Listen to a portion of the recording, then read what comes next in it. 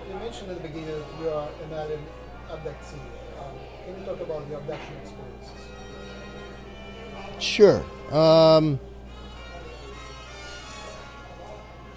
right. What do you want to know, Max? Is there any particular thing? How much do you remember? I remember different things from different abduction times. There's other times I don't remember anything. I just remember being gone for a couple hours. Who is abducted? There was a being. They have a big forehead. They have a slit in the middle. Their head's kind of like this, elongated. It's not the true. No, it's a type of elongation in their head.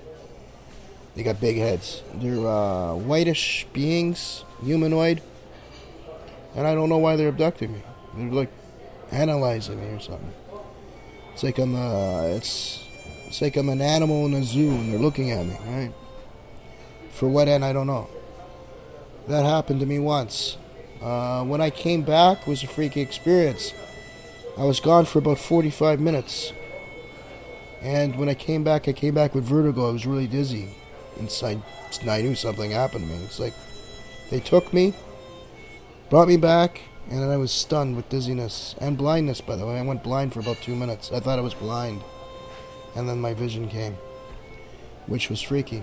Another time I was at the cottage, going to a family cottage, and we were there around midnight.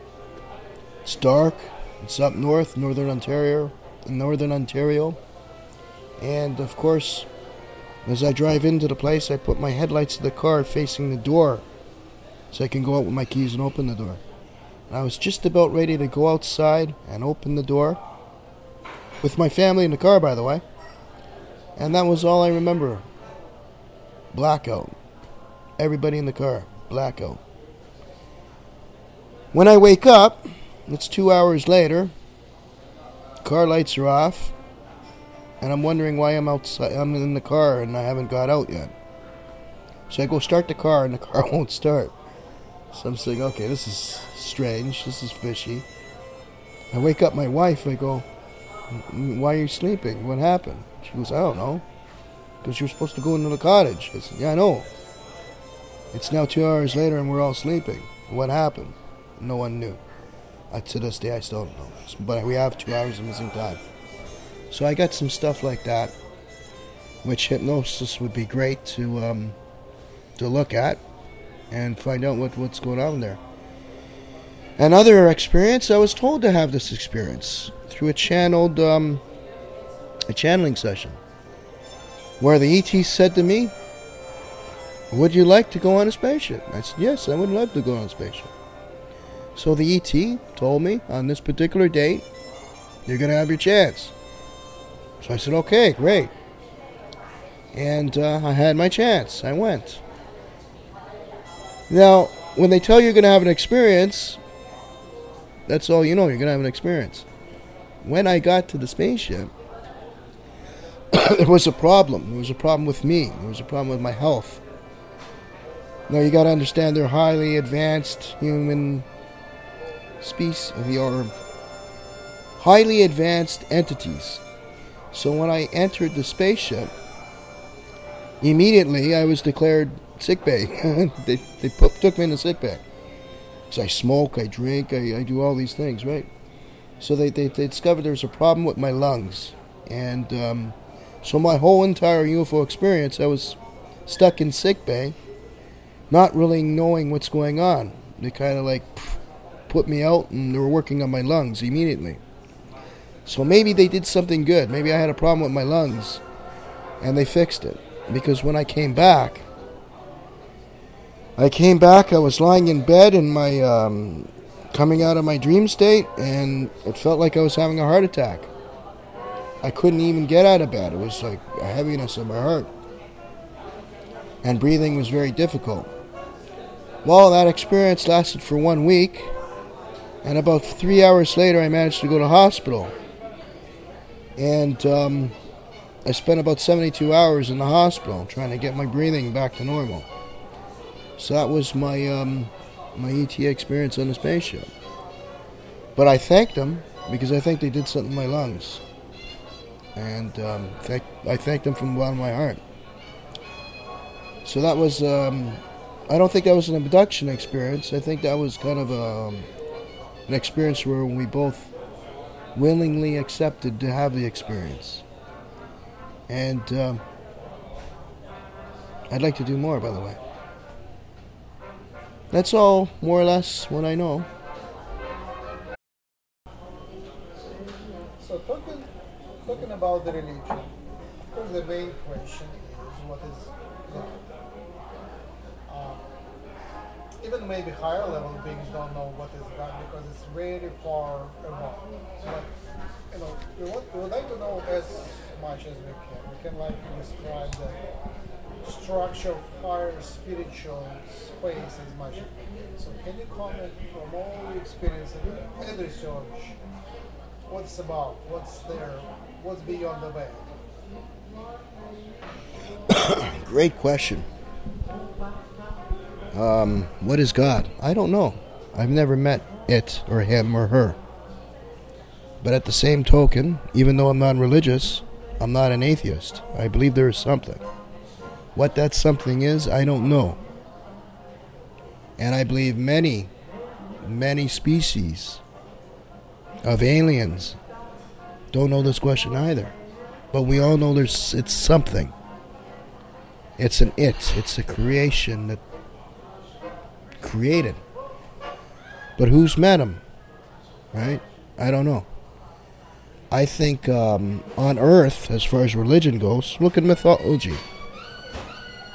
Zeus and Apollo and all those guys. They all had these psychokinetic abilities to levitate things. So picture yourself on Earth, I don't know, 10,000 years ago. And you see something floating across, right?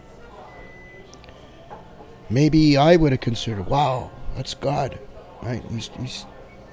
He's moving that just by the power of mind. That's a pretty amazing thing. But 10,000 years later, to our time, or more, right? We know that's not necessarily God-like. It's just psychokinetic energy, right? He's got a gift that most people don't have. Is that person God because he has psychokinetic energy? No, I don't think so. Which brings us back to all the prophets, right? Moses, the Jesuses, the Muhammads, the Buddhas, all these people. They had a different gift, and they were considered God by earth people, right? What is God? To this day, I don't know. And I'm giving my own personal truth. One day I'd like to meet God. Maybe that God would, give me a couple shots in the ass, Maybe I deserved it too. But I don't know what God is. And I think a lot of ETs out there don't know what God is either. What I do know is these things about dimensions. I think there's a lot more dimensions than a lot of people talk about. I think there's dimensions inside dimensions. All right? And I think we're the creator through our thoughts. I'll give you an example. If you think about something, a landscape, all right, a beautiful landscape, I think just then and there you're creating a planet as you're thinking about it in another dimension. So, and I really think this is happening. That's what I can say about God for us. Whether or not that considers me a God because I'm creating a planet, I don't think so. Many people, again, would think, well, he must be a God because he's creating a planet. Why? Because it's quantum level thinking, quantum level science. So, God, I don't know. God is heavy duty, isn't it? I never met him or her or it. And I don't really care if I did or not. I just be myself.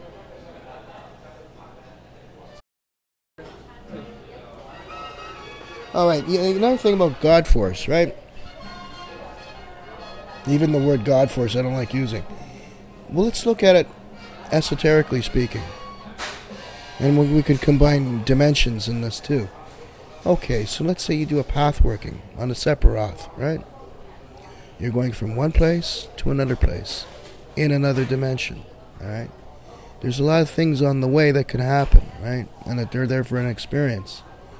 It's interdimensional travel, astral travel, right? While you're doing this, a lot of things can happen to you along the way. It's fair game. Anything can happen. But it's there for an experience. Is this God Force? Just the fact that you're going there, is this God Force? What I would consider a God Force is the energy. The vortex. What makes the vortex? What enables you to go through? Right? It's the force behind the mechanism. It's not necessarily the mechanism. The mechanism's the cup, right? We have a cup. That's the mechanism. What made the mechanism? What creates the mechanism? This is what people should, I don't know, look into, right? Not that I have a need to know, because I feel that if I know who God is that going to change me in any way? I don't know, it might. Maybe I'd be its best friend, right? Rubbing shoulders, hey, tell me this, tell me that. So it's kind of a funny scenario. I think everybody needs to know what they need to know when they acquire the knowledge of the know. And don't strive to find out real quick. I think it'll just flow. And coincidences too, sometimes. Pay attention to coincidences. Sometimes coincidences are there to show you, to teach you, to pay attention, right? Do I have all the answers? No. Am I a student? Yes, definitely. And if I can help people, why not?